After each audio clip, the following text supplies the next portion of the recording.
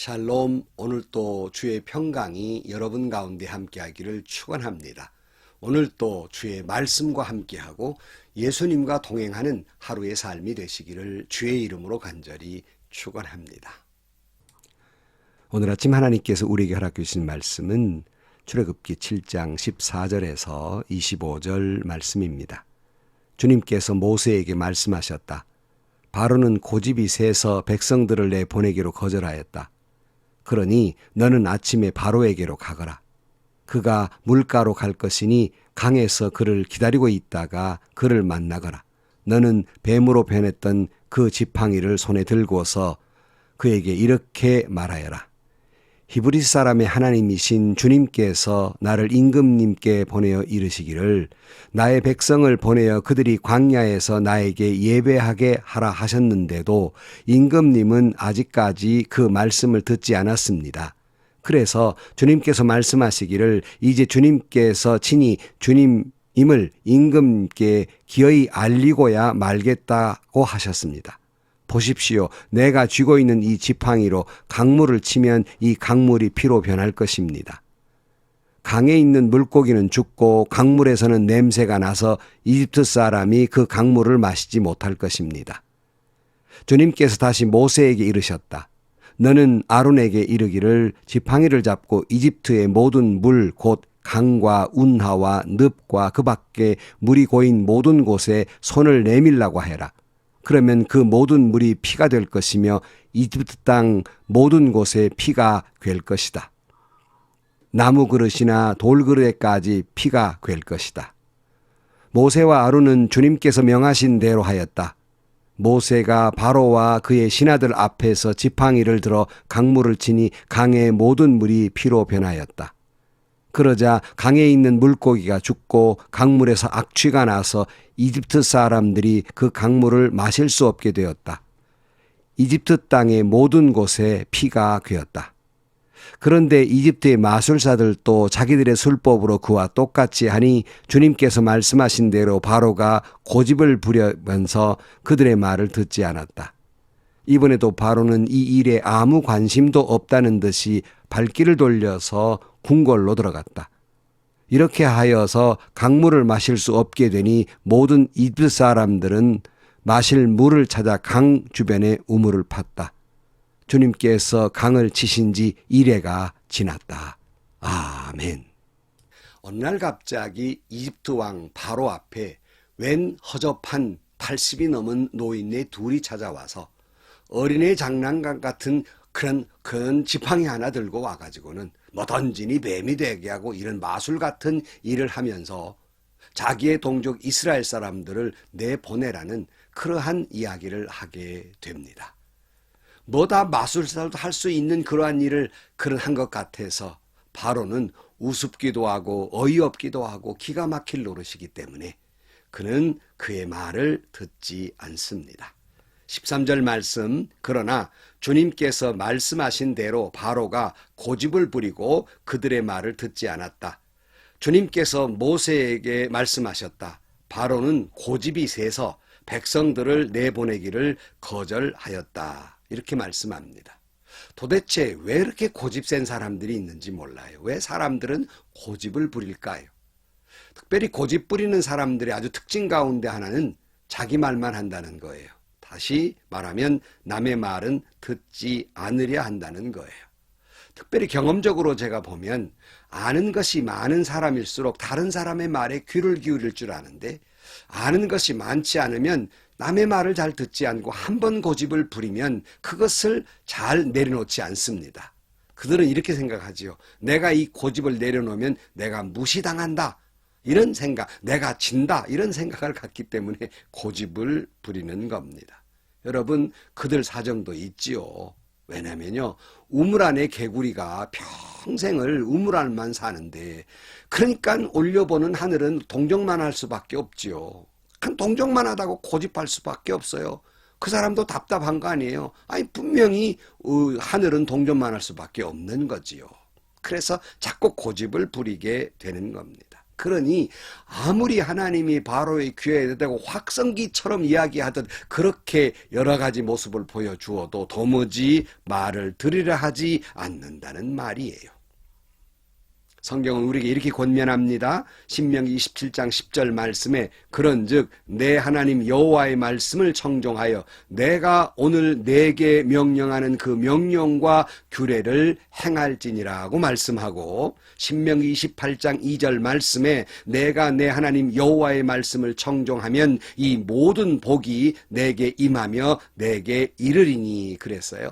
이 청종이란 말을 사전적인 의미로 보면 듣고 쫓음, 다시 말하면 이르는 대로 잘 듣고 순종한다는 뜻을 가지고 있습니다. 그러므로 우리 성도는 하나님의 말씀을 주의 깊게 잘 듣고 그 말씀을 순종해야 됩니다. 다시 말하면 청종해야 됩니다. 그러면 신명기에 있는 대로 복이 임할 것입니다. 반대로 그렇지 않으면요, 재앙이 임할 것입니다. 레위기 26장 18절 말씀에 또 만일 너희가 그렇게까지 되어도 내게 청종하지 아니하면 너희의 죄로 말미암아 내가 너희를 7배나 더 징벌하리라. 레위기 26장 21절 말씀에 너희가 나를 거슬러 내게 청종하지 아니할진대 내가 너희의 죄대로 너희에게 7배나 더 재앙을 내릴 것이다. 이렇게 말씀하고 있습니다. 그런데 바로는 하나님의 말씀을 청종하지 아니하고 고집 부리기 시작해요. 그러니 말씀한 대로 재앙이 임하기 시작하죠. 우리는 이미 잘 압니다. 이집트의 10가지 재앙이 시작이 됩니다. 그런데 그 첫 번째 재앙이 나일강이 피로 변하는 사건입니다. 16절 말씀에 그에게 이르기를 히브리 사람의 하나님 여호와께서 나를 왕에게 보내어 이르시되 내 백성을 보내라. 그러면 그들이 광야에서 나를 섬길 것이라 하였으나 이제까지 내가 듣지 아니하도다. 여호와가 이같이 이르노니 내가 이로 말미암아 나를 여호와인 줄 알리라. 볼지어다 내가 내 손의 지팡이로 나일강을 치면 그것이 피로 변하고 나일강의 고기가 죽고 그 물에서는 악취가 나리니 애굽 사람들이 그 강물을 마시기를 싫어하리라 하라. 여러분, 하나님은 모세를 통해서 이 다음에 정말 나일강을 피로 변하게 합니다. 왜 첫 번째 재앙이 나일강이고 나일강이 피로 변했을까? 여기에는 뭔가 이야기가 있는 것 같지 않습니까? 당시에 이집트 사람들은 나일강을 마치 어머니와 같이 신처럼 여기게 됩니다. 하피와 크놈이라고 하는 두 신을 섬기는 강이었습니다. 그런데 자기들이 신처럼 섬기는 강이 한순간 피로 변화버리고 맙니다. 이 사건을 통해서 여러 번 계속 말씀드려요. 하나님이 하나님됨을 증명하는 거예요. 자기들이 신처럼 섬기는 강이 갑자기 피로 죽음의 강으로 변했으니 그 하나님, 그 역사한 하나님이 진짜 하나님을 알게 하는 계시의 사건이라는 거예요. 그래서 21절에 이와 같은 일이 벌어지자 나일강의 고기가 죽고 그 물에서 악취가 나니 애굽 사람들이 나일강 물을 마시지 못하며 애굽 온 땅에 피가 있으나 그랬어요. 여기 상징하는 게 뭐예요? 나일강의 핏불로 변했는데 그 먼저는 하나님이 없는 곳, 우상만이 있는 곳이 어떤 일이 벌어지는가를 상징적으로 보여주는데요. 하나님이 없는 곳, 우상을 섬기는 곳, 바로 이것은 곧 살아있는 신이 아니라 죽음만이 있다는 사실입니다. 주님 안에는 언제나 생명이 있지만 하나님이 없는 곳, 우상이 있는 곳, 이런 세상에는 영혼의 죽음만이 있을 따름입니다. 한 번은 윤영주 장로님이 이렇게 말씀하는 걸 들은 적이 있습니다. 우리나라에는 많은 스타들이 있는데 그 속에는 죽은 스타들이 있고 살아있는 스타들이 있다는 거예요. 그러니까 하나님이 없는 스타는 이름만 스타일 뿐 죽어버린 스타이지만 하나님과 함께하는 스타는 진정한 생명이 있는, 그리고 그 인기가 계속 잘 유지되는 살아있는 스타가 있다는 거예요. 그가 아무리 인기 절정에 있는 사람이라 할지라도 하나님이 없는 사람은 죽은 별입니다. 하나님이 있는 사람만이 생명이 있을 따름입니다. 그러니 하나님이 없는 나일강 빛으로 변하게 만들고 그저 고기들이 다 죽게 만들므로 말미암아서 하나님의 메시지는 하나님이 없는 것은 죽음뿐이다 하는 말씀이에요. 그 다음에 악취가 나더라. 당연하지요. 물고기가 다 죽어서 악취가 나는 건 당연한데요. 곧 하나님이 없는 것 죽음만 있을 뿐이고 악취가 납니다. 여러분, 세상에서 악취, 썩은 냄새가 나지 않습니까? 죄악으로 물들고 온갖 쾌락과 거짓과 악독과 분냄과 탐욕과 이런 것들로 가득 찬 세상이 악취가 나지 않습니까? 만약에 악취 같은 거 못 느끼겠는데요. 여러분 그렇게 생각하신다면 여러분은 분명히 거룩한 백성이 아니라 세상에 동화되었기 때문에 악취를 악취로 느끼지 못하는 거예요. 좀 뭐한 얘기지만 자기 방귀는 구수하게 느낀다는 거 아닙니까? 동화됐기 때문에 그래요. 남들은 코를 못 뚫는데요. 여러분 세상 냄새가 좋아 보이고 행복해 보이고 즐겁게 느낀다면 여러분은 분명 세상에 동화된 세상 속의 사람이 되고 만 것입니다. 하나님이 없는 세상 악취가 진동합니다. 그 다음에 보니까 물을 마시지 못했다 그랬어요. 하나님이 없는 곳 목마름만 있을 뿐입니다.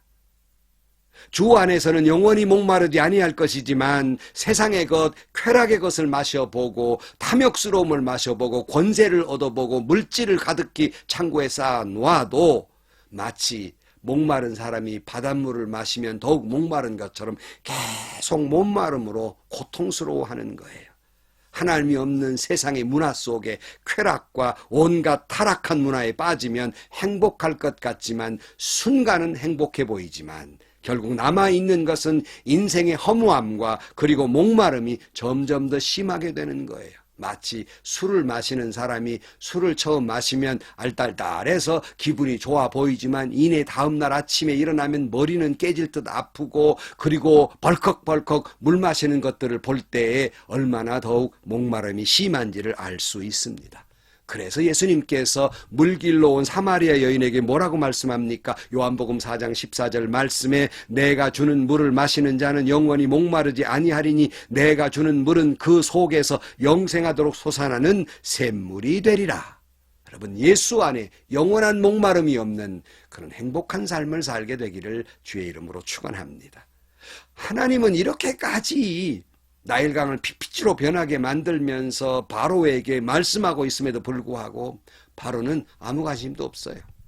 오늘 22절 말씀 애굽 요술사들도 자기들의 요술로 그와 같이 행함으로 바로가 마음이 완악하여 그들의 말을 듣지 아니하니 여호와의 말씀과 같더라. 바로가 돌이켜 궁으로 들어가고 그 일에 관심도 가지지 아니하였고 그래서 관심도 없어요. 전혀 관심도 없어요. 여러분 우리가 복음을 전해도 대부분 세상 사람들 어떻던가요? 관심이 없어요. 귀찮다는 거예요. 대수롭지 않게 여겨요. 헛소리로 여겨요. 관심도 듣지 않아요. 열심히 복음 전하면 그들의 표정이 뭡니까? 웬 광신자가 이 사교에 빠져가지고 어리석은 말이나 짓거린다고 이렇게 여기는 눈으로 우리를 바라보곤 합니다. 우리는 그래도 외쳐야 됩니다. 진리이기 때문에. 우리에게 계시해 준 하나님을 우리는 하나님이 하나님됨을 외치며 증거하며 살아가야 하겠습니다. 사랑하는 성도 여러분, 오늘 또 내가 혹시 바로처럼 주님의 말씀을 듣고도 내가 듣고 싶은 말만 듣고 내가 말씀을 제대로 많이 알지 못해서 하나님의 말씀을 청종하지 아니하고 그리고 말씀을 순종하지 아니하는 그러면서 고집부리고 있는 일은 없는지를 우리는 되돌아봐야 할 것입니다.